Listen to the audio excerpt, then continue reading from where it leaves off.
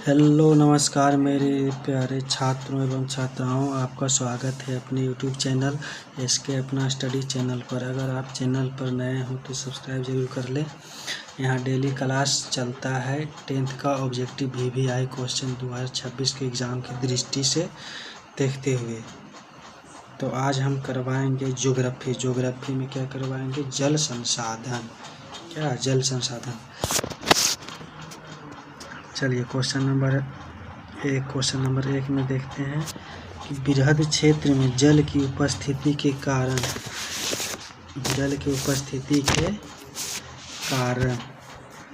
पृथ्वी को क्या कहते हैं? पृथ्वी को नीला ग्रह कहते हैं। क्या कहते हैं? नीला ग्रह। जल की उपस्थिति, जल की पृथ्वी पर कितना % उपस्थित है? लगभग 70% में पानी। चलिए क्वेश्चन नंबर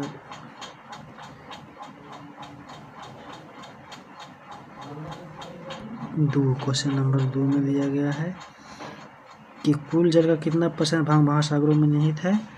तो इसका हो जाएगा 96.6%।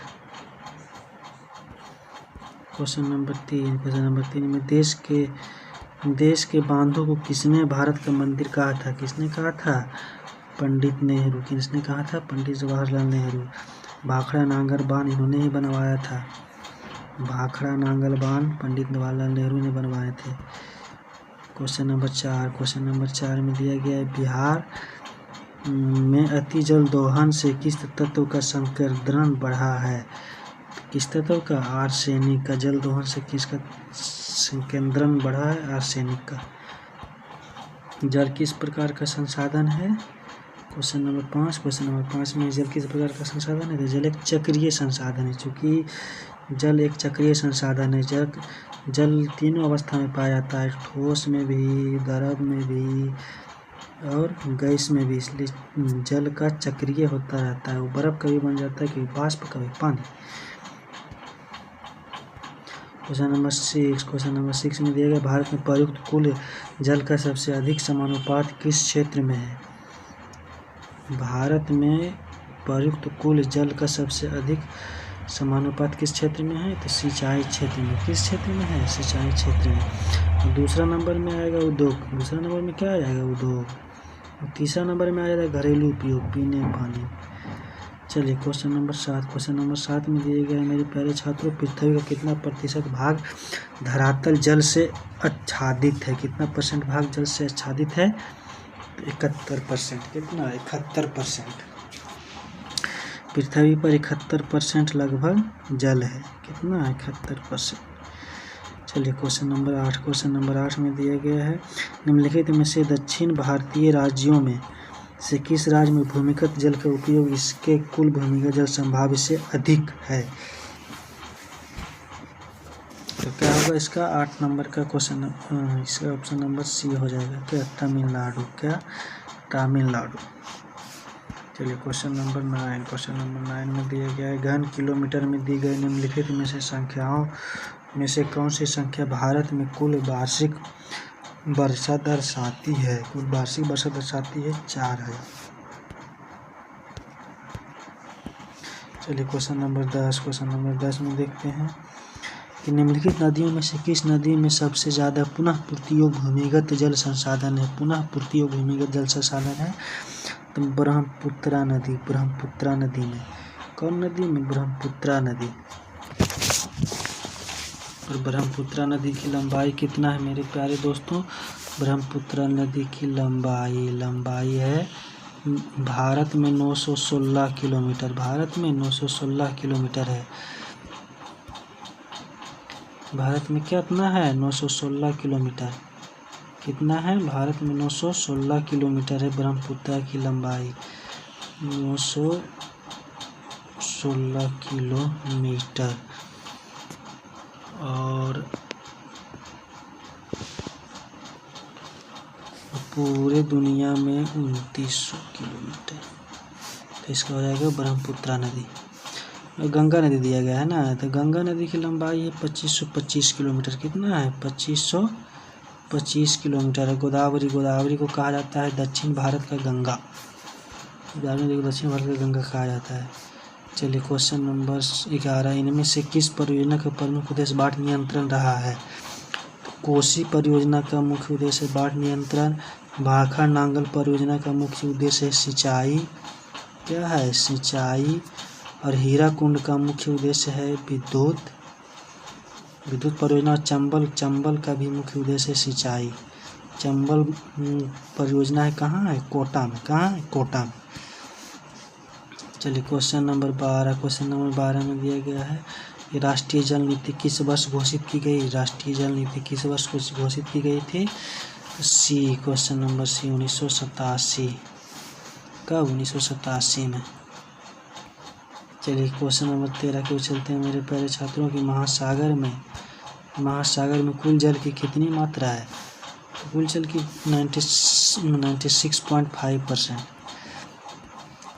चलिए क्वेश्चन नंबर 14 में दिया गया इंद्रपुरी जलाशय परियोजना किस राज्य में है? तो इंद्रपुरी जलाशय परियोजना बिहार में किस नदी पर है? तो बिहार में सोन नदी पर है, आरा में। कहाँ है? आरा जिला में। क्वेश्चन नंबर 15 में दिए गए मेरे प्यारे छात्रों की प्राणियों के शरीर में कितना प्रतिशत जल की मात्रा निहित होती है? प्राणियों के शरीर में कितना % जल की मात्रा निहित होती है? तो 65%, यानी कि आदमी में 65% जल है शरीर में। क्वेश्चन नंबर 16 में दिया गया है प्रति व्यक्ति वर्ष जल उपलब्धता की दृष्टि से विश्व में भारत का कौन सा स्थान है? 133वां स्थान है। कौन सा स्थान? 133वां स्थान। देश में सर्वाधिक वर्षा कहाँ होती है? देश में सर्वाधिक वर्षा होती है चेरापूंजी। देखिए दोस्तों, ये बदलते रहता है, कभी मासिनराम में होता है, कभी चेरापूंजी में होता है। इसलिए अभी जो है वो मानसीराम, क्या हो जाएगा? मानसीराम, इसका हो जाएगा अभी मानसीराम। इसलिए चेरापूंजी में भी कभी कभी बदलते रहता है। बिहार में सर्वाधिक वर्षा हो जाएगा किशनगंज। कहाँ हो जाएगा? किशनगंज। और सबसे कम वर्षा गया। देश की कुल विद्युत का कितना हिस्सा जल विद्युत से प्राप्त होता है? तो जल विद्युत से कितना हिस्सा प्राप्त होता है? 17.39%। कितना? लगभग 18%। उसके बाद फिर लगभग 70% से 80% तक विद्युत प्राप्त होता है कोयला से भारत में। किससे? कोयला से प्राप्त होता है। चलिए मेरे प्यारे छात्रों, चलते हैं क्वेश्चन नंबर 19। क्वेश्चन नंबर 19 में दिया गया है, क्वेश्चन 19 में भारत में जल का सबसे अधिक उपयोग किया जाता है। किसमें किया जाता है? तो सिंचाई में किया जाता है। किसमें किया जाता है? सिंचाई में किया जाता है।